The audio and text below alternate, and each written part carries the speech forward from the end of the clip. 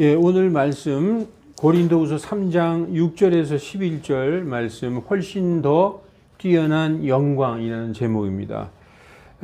우리가 이 본문을 지금 함께 낭독을 했지만 계속 대조법을 사용하고 있어요.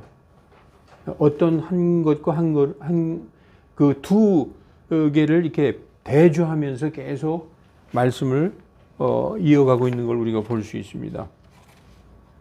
오늘 말씀은 율법과 복음의 그 차이. 이 성경에서 너무 여러 군데 이렇게 기록해 놓으셨어요. 근데 여기처럼 정말 그 아주 강조하듯이 이렇게 기록해 놓은 데도 없을 겁니다. 형제자매 여러분들, 우리 옛날 학생 시절 때 수십 년 전이죠. 무료로 나누어 주던 성경이 있었어요. 젊은 사람들은 아는지 모르겠지만 요만한 성경, 파란 기드온 성경이라고 어디 가든지 무료로 나누어 주는 기드온 성경이라는 게 있었습니다. 기억하시죠? 표지에 보면 뉴 테스타먼트라고 써 있어요. 뉴 테스타먼트. 이 뉴 테스타먼트는 바로 신약 성경입니다. 신약 성경. 지금 여기에 고린도후서 3장 6절, 우리 본문 3장 6절에 그분께서 또한 우리를 새 유언의 유능한 사역자로 삼으시되 할 때 이 새 유언 그러면 좀 낯설어요. 새 언약 그러면 조금 듣기가 좋아요. 언약. 근데 유언 그러면 조금 듣기가 조금 거북스럽죠. 그런데 원래 영어로 테스타먼트는 유언이에요. 뉴 테스타먼트 그러면 신유언, 새 유언, 올드 테스타먼트 그러면 구유언이에요. 네, 그래서 뉴 테스타먼트는 새 유언. 이게 다른 말로 하면 새 언약. 더 정확한 건 테스타먼트는 유언이니까. 그게 뭐야? 신약이란 뜻, 신약 성경. 올드 테스타먼트 그러면 구유언, 구약. 모세 율법을 얘기하는 것이죠. 그래서 오늘 본문 고린도후서 3장 6절에 그분께서 또한 우리를 새 유언의 유능한 사역자로 삼으시되 이렇게 시작하고 있는데, 새 유언의 유능한 사역자는 신약의 그리스도의 복음이죠. 신약, 그리스도의 복음, 신약의 유능한 사역자로 삼으시되 이렇게 말씀을 시작하고 있어요. 그러면서 대꾸법이 있어요. 율법 조문의 사역자가 아닌 영의 사역자로 삼으셨나니. 율법 조문의 사역자가 있고 영의 사역자가 나오죠. 근데 율법 조문은 죽이는 것이요, 영은 생명을 주느니라. 이렇게 계속 대조하는 것으로 나오고 있습니다. 돌에 써서 새긴 사망의 직무, 돌에 써서 새긴 사망의 직무가 있죠. 그런데 이 밑에 3장 8절에 보면 영의 직무, 사망의 직무와 대조되는 것은 영의 직무. 돌에 써서 새긴 사망의 직무도 영광이 있어서 이스라엘 자녀들이 모세의 얼굴에 없어질 영광 때문에도 그의 얼굴을 주목하지 못하였거든. 하물며 영의 직무는 더욱 영광스럽지 아니하겠느냐. 알 것 같으면서도 뭔가 이게 좀 어려워요. 예? 모세의 얼굴에 없어질 영광, 그 때문에도 그의 얼굴을 똑바로 주목하지 못하였거든. 하물며 영의 직무는 더욱 영광스럽지 아니하겠느냐. 그러면서 또 대조법이 나옵니다. 정죄의 직무도 영광일진데 의의 직무는 영광이 훨씬 뛰어나도다. 여러분 이제 감이 잡히죠. 훨씬 더 뛰어난 영광. 뉴 테스타먼트와 올드 테스타먼트가 있는데 훨씬 더 뛰어난 영광이 어느 것이냐. 예. 그리고 정죄의 직무는 무엇이냐. 영의 직무는 무엇이냐. 그래서 3장 10절에 영광되었던 것조차도 이 점에서 영광될 것이 없음은 더 뛰어난 영광이 왔기 때문이다. 더 뛰어난 영광이. 그래서 또 대조법이 나오죠. 없어지는 것이 영광스러웠을진데 남아있는 것, 영원히 존속하는 것의 영광은 얼마나 더 뛰어나겠느냐. 오늘 제목이 훨씬 더 뛰어난 영광이라는 것입니다. 여러분, 우리가 지금 읽은 이 말씀을 가지고 표를 만들면은, 야, 내가 이 표를 표를 여기다 기록을 안 했네. 야, 이거 오늘 제일 중요한 표인데 그걸 기록을 안 했어요. 아, 참나. 그래서 계속 지금 두 개의 그 새 유언은 그 생명을 주는 것이고, 이 구유언은 율법으로서, 모세 율법으로서 죽이는 것이다. 1절에 율법 조문은 죽이는 것이다. 영은 생명을 주는 것이다. 영이 뭐냐? 새 유언이라는 거예요. 그래서 모세 율법은 영어 성경으로 보면 the letter라고 되어 있어요. the letter. 편지가 아니라 letter, 그럼 편지가 아니라 문자, 이렇게 기록된 조문을 얘기하는 거예요. 1조, 뭐, 그 2조, 율법은 613개로 되어 있다고 그랬잖아요. 그, 한 절, 한 조, 한 조, 헌법 1조 1항, 뭐 이런 조문. 이것은 우리를 죽이는 것이요. 이것은 정죄의 직무요. 이것은 사망의 직무요. 이것은 없어질 영광이다. 그러나 뉴 테스타먼트, 예수 그리스도께서 오셔서 우리에게 주신 그 복음은 의의 직무요, 생명의 직무요, 영의 직무요, 영원히 남아있는 것이다 라고 얘기하고 있어요.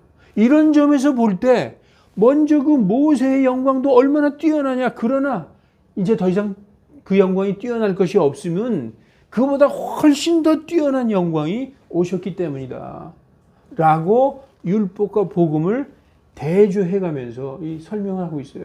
여러분, 왜 이런 말씀을 성경에 기록해 놨을까요? 너희가 이 신약 시대에 더 이상 율법을 쫓아가서는 안 된다는 거죠.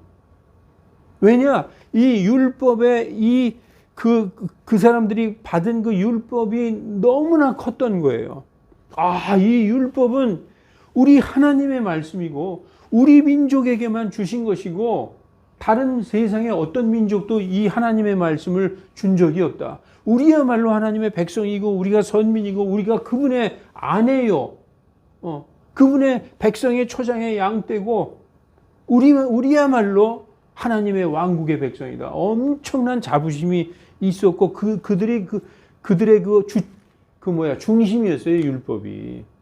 그런데 어느 날 예수님이 오셔서 이제 더 이상 율법은 지나갔다.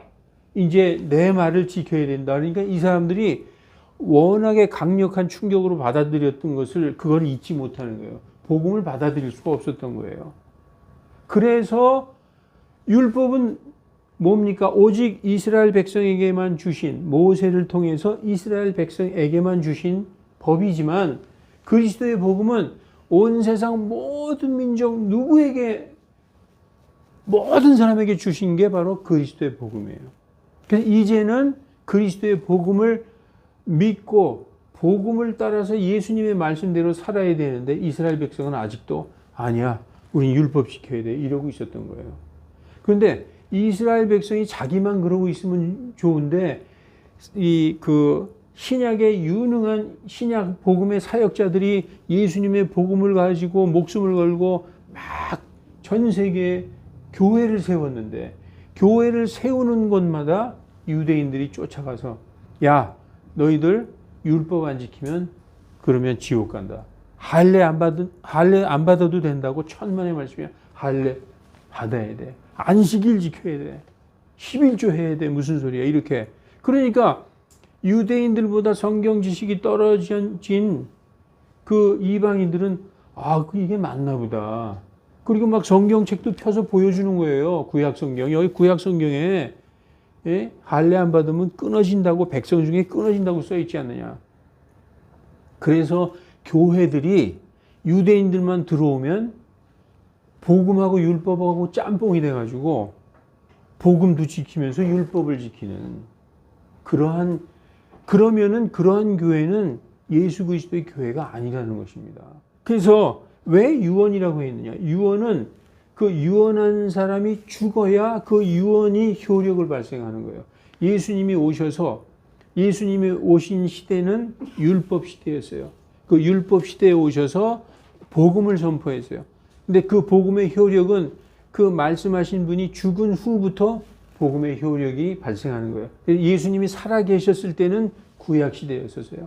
예수님이 십자가에 딱 돌아가시면서 그래서 십자가를 전으로 신약과 구약이 나눠지는 거예요. 십자가 전은 예수님이 살아계셨더라도 구약이고, 갈라디아서 4장 4절에 보면 하나님께서 정확한 때에 자신의 아들을 보내사 여자에게 나게 하시고 율법 아래 있게 하셨는데, 그것은 율법 아래 있는 자들을 대속해서 자신의 자녀로 입양하게 하려 하심이라, 이렇게 말씀하고 있거든요. 예수님이 살아계셨을 때는 율법 시대였었어요. 예수님이 십자가에서 딱 돌아가시면서 그 하신 유언자의 유언이 효력을 발생하기 시작하는 것입니다. 그래서 히브리서 9장 16, 17절에 유언이 있는 곳에는 반드시 유언자의 죽음이 있어야 하나니, 예수님이 살아계실 때는 신약시대가 아니라는 것이죠.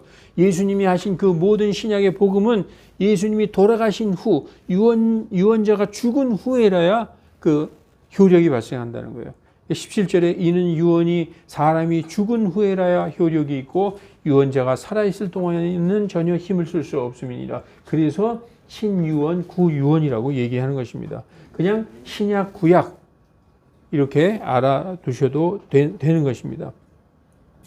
여러분, 오늘 이 말씀에 보면은 3장 7절에, 오늘 본문 3장 7절에 보면 돌에 써서 새긴 사망의 직무도 영광이 있어서, 여기서 보십시다. 3장 7절에 돌에 써서 새긴 사망의 직무도, 돌에 써서 새긴 사망의 직무가 뭐라고 그랬죠? 율법. 모세의 율법도 영광스러운 것이라는 겁니다. 그 영광이 있어서 이스라엘 자녀들이 모세의 얼굴에 없어질 영광 때문에도 그의 얼굴을 주목하지 못하였거든. 이렇게 말씀하고 있어요. 이스라엘 백성들이 모세의 얼굴을 똑바로 못 쳐다봤다는 거예요. 그런데 왜 못 쳐다봤느냐? 모세의 얼굴에서 광채가 났는데 그게 너무나 빛이 나서 사람들이 보면 두려웠다는 거예요. 그래서 모세가 자기의 얼굴의 광채를 가렸다는 거예요. 베일을 써서. 그리고 하나님께 올라갈 때는 베일을 벗고 하나님께 올라가고, 내려오면 베일을 썼다는 거예요. 그런데 그 광채는 없어질 영광이라는 거예요. 그 없어질 영광의 그 결과를 보지 못하게 얼굴을 가렸다는 것이죠. 자, 모세 얼굴에 그 광채가 났다는 것이 구약 성경에 출애굽기에 있습니다. 우리가 한번 보십시다. 출애굽기 34장 27절에서 35절까지 주께서 모세에게 이르시되 너는 이 말들을 기록하라. 시내산에 올라가셨어요. 모세가 40일 동안 하나님의 말씀을 받아가지고 내려오는데, 내가 이 말들이 뜻하는 대로 너와 이스라엘과 언약을 맺었느니라 하시니라. 모세는 주와 함께 밤낮 40일을 거기 있으면서 빵도 먹지 아니하고 물도 마시지 아니하였으며 그분께서는 언약의 말씀들 곧 10가지 명령을 그 판들에 기록하셨더라. 모세가 돌판을 만들어 가지고 올라갔어요. 이게 하나님이 기록해 주신 두 번째 돌판이에요. 먼저는 하나님이 주신 하나님의 돌판이 있었어요. 그 하나님이 하나님의 돌판에다가 기록해 줬는데, 모세가 내려오다 보니까 밑에서 사람들이 금송아지 만들어 놓고 막 벌거벗고 뛰어놀고 그런 짓을 하고 있었거든요. 그래서 모세가 돌판을 집어 던져서 깨트렸어요. 이것은 두 번째 돌판이에요. 그래서 모세가 이번에는 돌판을 만들어 가지고 올라가서 그 돌판에 하나님이 10개의 명령을 판에 기록해 주셨다는 거예요. 이게 뭐냐 하면 그 유명한 10계명이라는 것입니다. 그래서 모세가 그 두 중언판을, 이게 돌덩어리 2개를 자기 손에 들고 시내산에서 내려왔는데, 그 산에서 내려올 때 모세는 자기가 그분과 말하는 동안에 자기 얼굴에 피부가 빛나던 것을 알지 못하였더라. 아론과 온 이스라엘 자손이 모세를 보니 보라, 그의 얼굴에 피부가 빛남으로 그들이 그에게 가까이 하기를 두려워하였더라. 심지어 아론, 모세의 형도 막 두려운 거예요. 얼굴에서 엄청난 빛이 나니까. 그래서 31절부터 모세가 그들을 부르매 아론과 회중의 모든 치리자들이 모세에게 돌아오고 모세가 그들과 말하니 그 뒤에야 온 이스라엘 자손이 가까이 오므로 그가 주께서 시내산에서 자기에게 말씀하신 모든 것을 그들에게 명령으로 주니라. 모세가 그들에게 말하기를 마칠 때까지 베일로 자기 얼굴을 가렸더라. 오늘 고린도후서 3장은 모세가 얼굴을 가렸다는 거예요. 그 영광의 광채 때문에. 그러나 모세가 주 앞에 들어가 그분과 말할 때에는 밖으로 나올 때까지 베일을 벗었다가, 하나님께 갈 때는 베일을 벗었다가 다시 내려와서는 그분께서 명령하신 것을 이스라엘 자손에게 일렀으며, 이스라엘 자손이 모세의 얼굴을 보고 모세의 얼굴에 피부가 빛나는 것을 보았으므로 모세가 그분과 말씀을 나누러 들어갈 때까지 다시 베일로 자기 얼굴을 가렸더라. 얼마나 엄청난 광채가 났으면 백성들이 두려워할 정도로 그 얼굴에서 광채가 났을까요? 이것은 바로 하나님의 영광의 광채예요. 하나님과 40일 동안 시내산에서 하나님과 같이 있었어요. 하나님의 영광 안에서 있었어요. 그랬더니 그런 광채가 모세의 얼굴에 났었던 것입니다. 하나님은 빛이시요 모세는 빛 가운데 있었기 때문에 얼굴에서 빛이 났던 거예요. 신약 성경에도 이렇게 써 있어요. 하나님은 빛이시다. 우리가 예수님께서 변화산에서 갑자기 변하는 장면이 마태복음 17장에 나오잖아요. 얼굴이 그냥 해같이 빛나고 모세와 엘리야와 셋이서 대화하는 장면이 나오는데, 여기 보세요. 마태복음 17장 2절에 그들 앞에서 변모되사 그분의 얼굴이 해처럼 빛나고 옷이 빛처럼 희어졌더라. 원래 하나님의 속성은 빛이에요. 하나님은 빛이시니 그분께는 어두움이 전혀 없으시니라. 야고보서 1장 17절에도 온갖 좋은 선물과 온갖 완전한 선물이 위에서 하늘에서 빛들의 아버지께로부터 내려오나니, 빛들의 아버지, 모든 빛의 아버지 하나님, 그분께는 변함도 없고 회전하는 그림자도 없느니라. 요한일서 1장 5절, 우리가 그분에게서 듣고 너희에게 밝히 드러내는 소식이 이것이니 곧 하나님은 빛이시라. 그분께는 어두움이 전혀 없으시니라.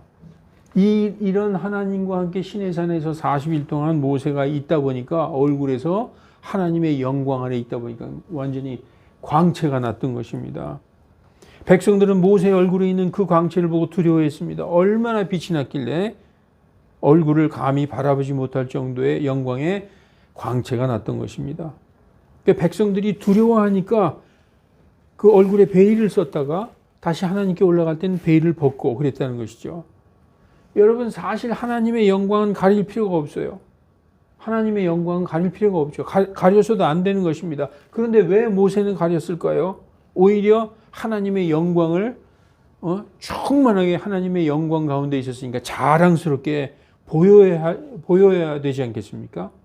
그러나 그 모세의 얼굴의 영광은 없어질 영광이었다는 거예요. 없어질 영광.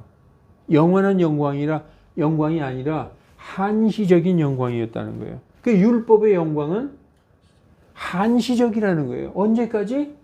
율법은 영원한 게 아니에요.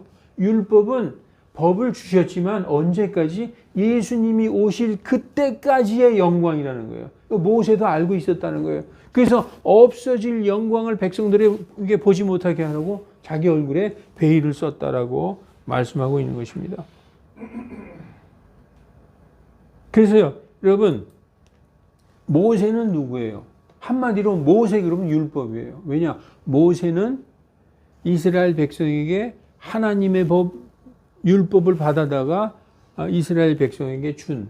그래서 모세 그러면 율법입니다. 예수님 그러면 복음이고, 그죠?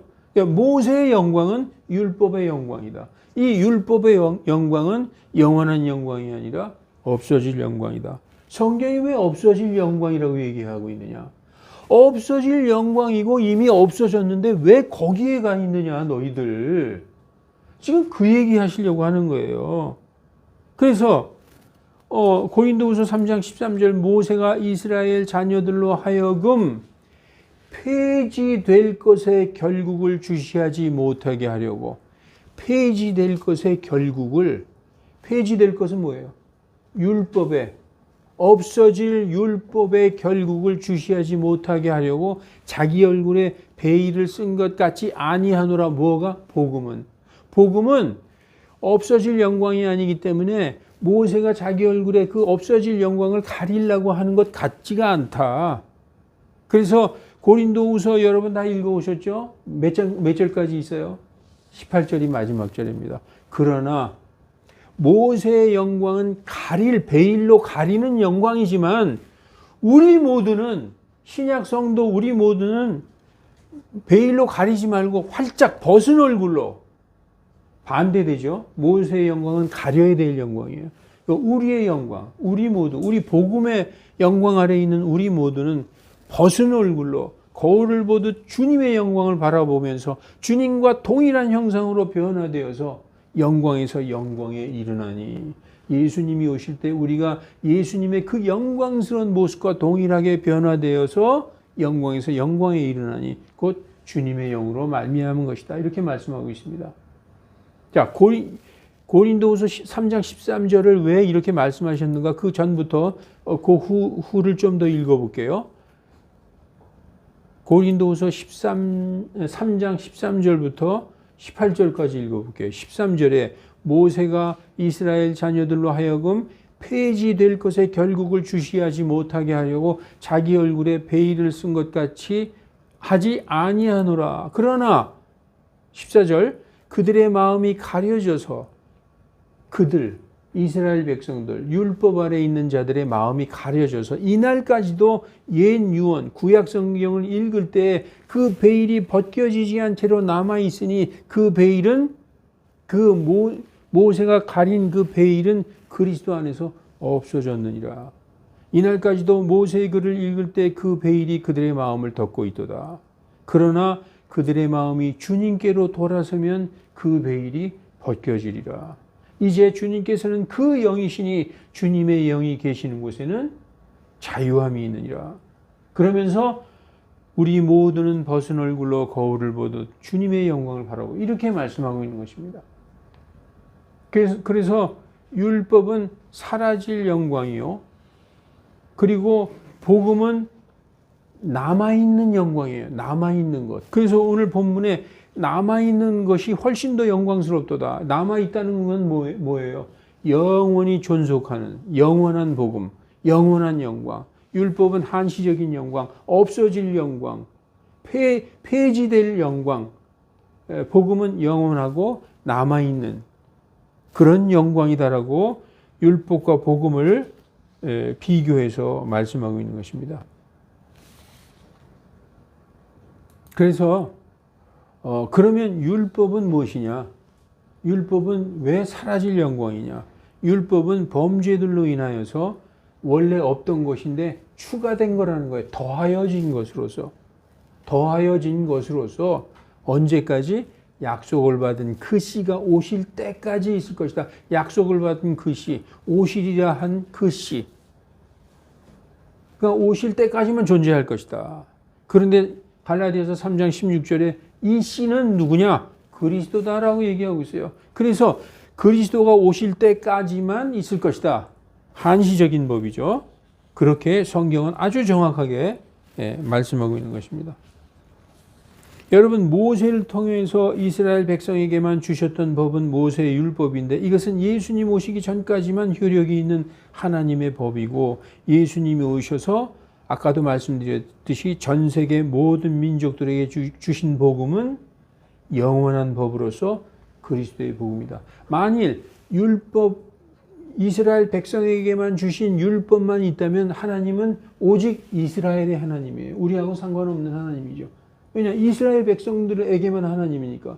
그러나 하나님이 자신의 아들을 보내서 온 세상의 모든 사람을 구원하시려고 그리스도를 보내서 우리에게, 세상 모든 민족들에게 뭘 주셨다?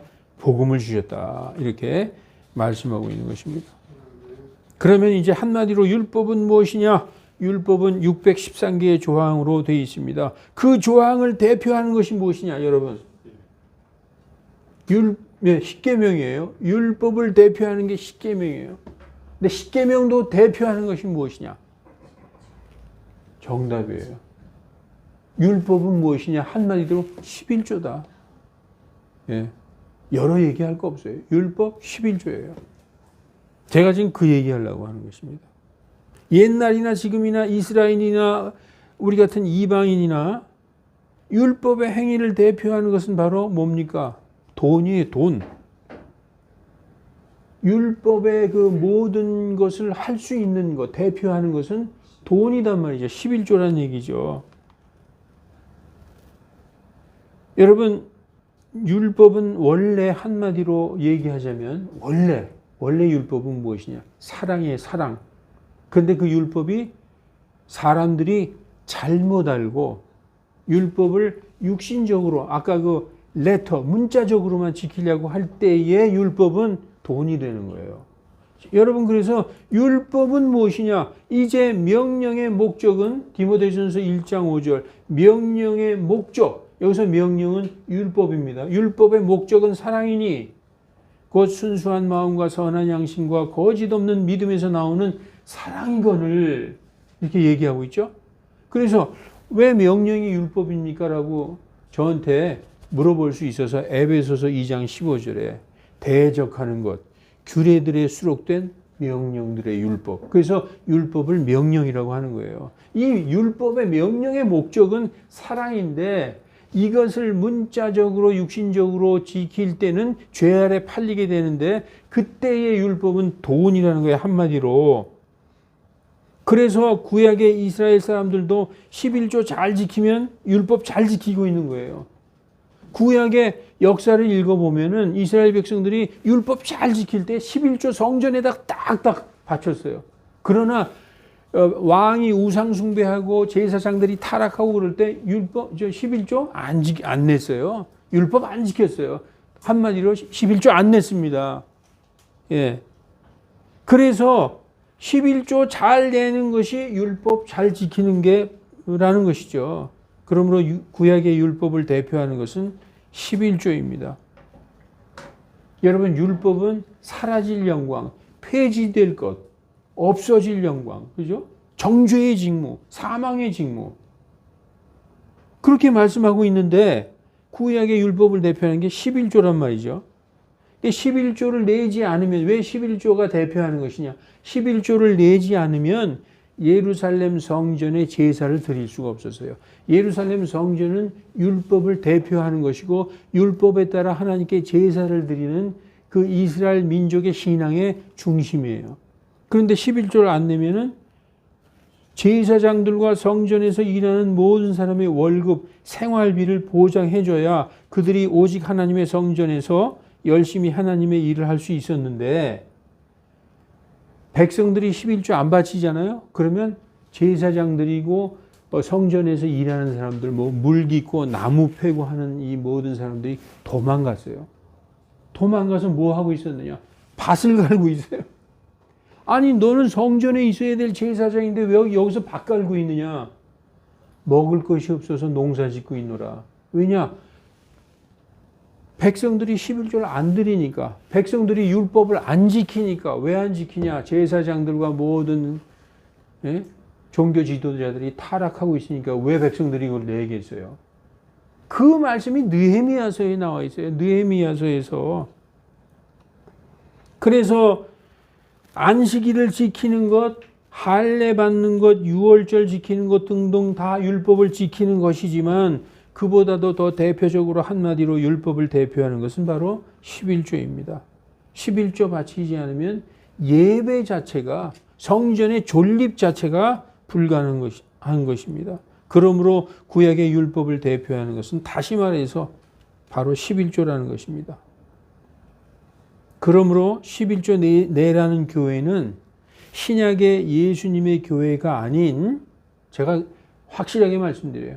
이제 우리 성도들 다 알죠. 신약의 예수 그리스도의 교회가 아닌 구약의 율법, 즉 없어진 영광, 이미 예수님이 십자가에서 폐지한, 예수님이 이미 십자가에서 끝내신 그 영광을 붙들고 있는 거짓 교회들이에요. 네, 11조 내라고 그러면. 거짓 교회입니다. 훨씬 더 뛰어나고 영원한 영광이 왔는데도, 여러분, 훨씬 더 뛰어나고 영원한 영광이 뭡니까? 예수님, 복음이 왔는데도 없어지고 폐지된 모세의 영광을 붙들고 있다. 그 율법을 붙들고 있는 교회는 뭐예요? 거짓 교회죠. 제가 너무 막말하는 겁니까? 너무 말 함부로 하는 겁니까? 옛날 무지할 때는 교회의 순수한 성도들에게 11조 가르치고 그것을 신앙의 척도로 삼았어요. 아, 저 집사님은 11조 생활해. 아, 신앙 좋은 집사님. 지금은 성경 조금만 읽고 공부하면 그거 다 누구나 거짓말이라는 거 쉽게 알 수 있어요. 조금만 성경 공부하면. 성도들에게 11조 하라는 것은 율법을 지키라는 거예요. 아까 그랬죠? 율법을 대표하는 거 11조라고 그랬죠. 11조 하라는 것은 율법 지키라는 것입니다. 그것은 복음의 진리의 자유를 가르치는 것이 아니라 오히려 율법의 저주 아래 속박시키는 것이요, 율법의 종에 멍에를 씌워주는 거예요. 예, 우리를 종되게 하는 거예요. 내가 이제부터 이제 정말 하나님의 뜻대로 살 거야 하고 교회에 나갔어요. 아주 큰 각오를 하고 교회에 나갔는데, 수고하고 무거운 짐진 자들아, 다 내게로 오라. 그죠? 내가 너희를 쉬게 하리라. 내가 너희에게 안식을 주리라. 이렇게 말씀하셨어요. 마태복음 11장 28절에.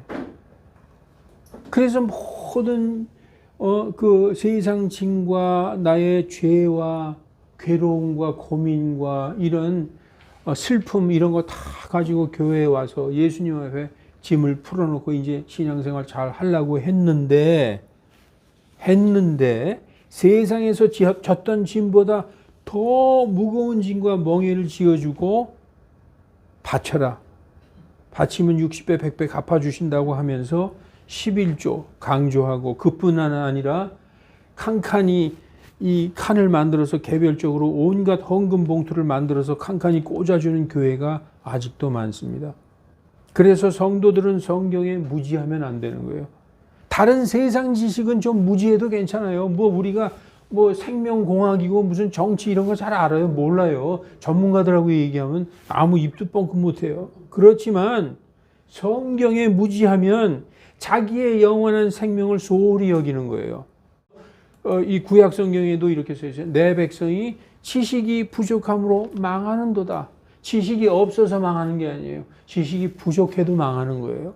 그래서 성도들은 성경만큼만은 어떻게 해서든지 내가 이 말씀은 내가 알아야 돼. 나 딴 거는 몰라도 내가 하나님 한테 갈 때까지 내 이 말씀을 좀 알아야 되겠다. 그리고 성경 읽고 성경을 공부해야 되는 것입니다.